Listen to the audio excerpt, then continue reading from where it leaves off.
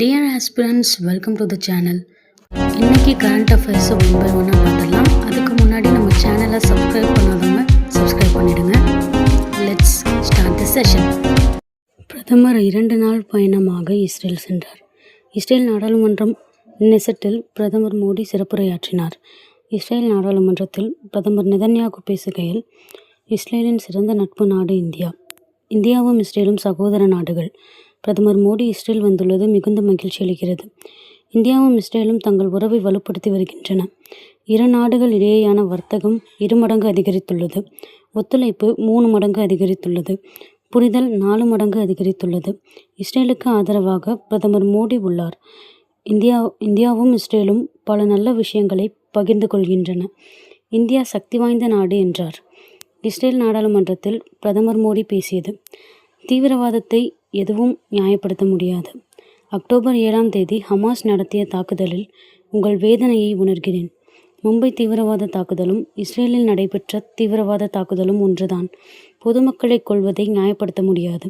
தீவிரவாதம் அமைதியை கெடுக்கிறது. சமூகத்தை அழிப்பதுதான் தீவிரவாதத்தின் நோக்கம். தீவிரவாதத்தில் இடைநிலை இருக்க முடியாது. தீவிரவாத விஷயத்தில் இஸ்ரேலுக்கு ஆதரவாக இந்தியா உள்ளது. இப்பகுதியில் நிலையான அமைதி நிலவ வேண்டுமென இந்தியா விரும்புகிறது. பாலஸ்தீன பிரச்சினைக்கு தீர்வு காண வேண்டிய நேரம் வந்துள்ளது. அமைதிக்கான பேச்சுவார்த்தையை தொடங்க வேண்டும் என இந்தியா வலியுறுத்துகிறது. நமது உறவு இரத்தம் மற்றும் தியாகத்தால் எழுதப்பட்டுள்ளது.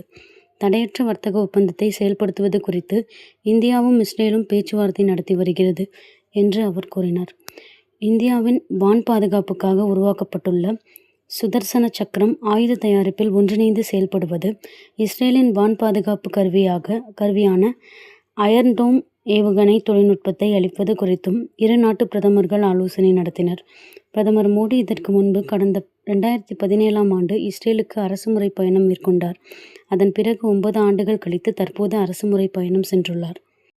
NCERT 8ஆம் வகுப்பு சமூக அறிவியல் பாடத்திட்டத்தில் நீதித்துறையில் ஊழல் என்ற பகுதி பெரும் சர்ச்சையை ஏற்படுத்தியுள்ளது.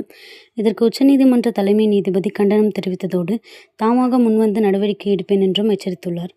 தேசிய கல்வி ஆராய்ச்சி மற்றும் பயிற்சி கவுன்சில் சமூக அறிவியல் பாடத்தில் நீதித்துறையில் ஊழல் என்ற பகுதி இடம்பெற்றுள்ளது. நமது சமூகத்தில் நீதியின் பங்கு என்ற தலைப்பில் அந்த பகுதி இடம்பெற்றுள்ளது.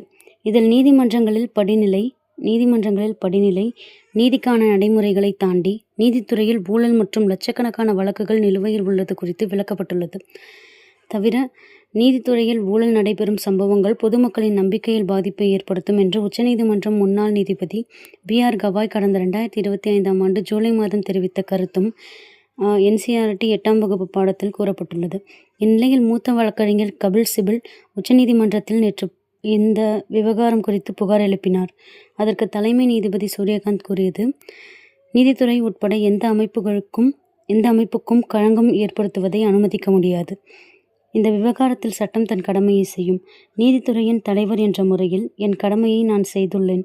இது திட்டமிட்ட செயலாக உள்ளது. இதற்கு மேல் நான் ஒன்றும் சொல்வதற்கில்லை. இது குறித்து தானாகவே முன்வந்து நடவடிக்கை எடுக்கப்படும். 1-2 நாட்கள் பொறுத்திருங்கள்.